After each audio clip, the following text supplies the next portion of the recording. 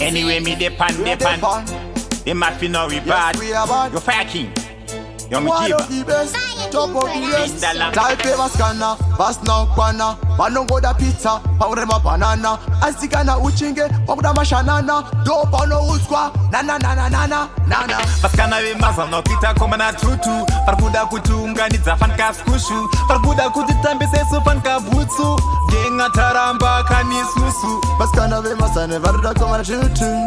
Voda kutishia yisufan ka bluetooth. Parkuda kutiunga ni zafan kaskushu. Genga taramba kanisusu. Japisi, zema sono ziri kupimbirwa majikisi. Avali kuna paka fekwa yefidikisi. Neva koma na 45 kana 6. Ivo ana mevisi. Vanokutenderedza kunge bhora, ukasazvitabhura vanokusora.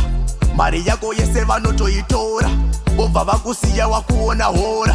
Matiri hora kana vemaza nokuita koma na tutu. Parikuda kutiunganidza fan kaskushu. Parikuda kutitambise sufan kabutsu. Genga taramba kanisusu. Paskana vemasane varida koma na tutu. Voda kutishiya yisufan ka bluetooth. Parikuda kutiunganidza fan kaskushu. Genga taramba kanisusu. Kana unetola zvinenge zvakaendwa. Paskana vemazono vanongoda kaechingwa. Kwete kuzodhibhiswa nekona yelebon. Zvinoda kudhabhura chenjera kuzongorumwa. Panke vakasiva kuti yako payday. Vanhu vava kutsoma ivo vana maidei. Take it day wekani each and every day. Kana usina dai wabva pati uri why. Paskana vemaza nokuita koma na tutu. Parikuda kutiunganidza fan kaskushu. Parikuda kutitambise sufan kabutsu. Genga taramba kanisusu. Paskana vemasane varida koma na tutu. Voda kutishiya yisufan ka bluetooth. Parikuda kutiunganidza fan kaskushu. Genga taramba kanisusu. Japisi, zemazono ziri kupimbirwa majikisi. Avadi kuona pakapfekwa yevhidikisi. Nevakoma na 45 kana 6. Ivo ana mevisi. Vanokutenderedza kunge bhora, ukasazvitabhura vanokusora. Mari yako yese vanotoitora, vobva vakusiya wakuona hora. Matiri hora kana vemaza nokuita koma na tutu. Parikuda kutiunganidza fan kaskushu. Parikuda kutitambise sufan kabutsu.